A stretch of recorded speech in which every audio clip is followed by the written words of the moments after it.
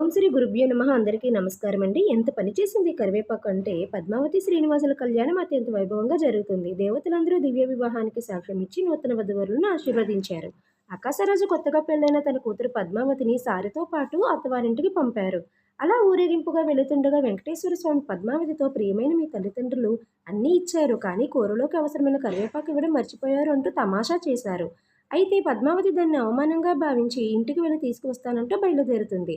అలిగిన పద్మావతిని చూస్తూ స్వామి సరే కానీ చీకటి పడేలోపు కొండకి తిరిగి రావాలి, లేదా నువ్వు ఎక్కడి వరకు వస్తావో అక్కడే శిలగా మారి పూజలు అందుకుంటావు అంటారు.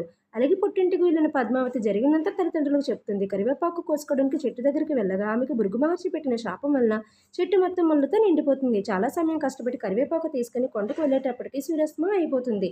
ఆ సమయానికి ఆ అమ్మవారు తిరుచారులో ఉంటుంది. శ్రీవారి పెట్టిన ఆంక్ష ప్రకారం ఆమె అక్కడే శిలగా మారి పూజలు అంటుకుంటుంది. అప్పటి నుంచి ఆ ప్రాంతాన్ని అలివేలు మంగాపురం అని పేరు వచ్చింది.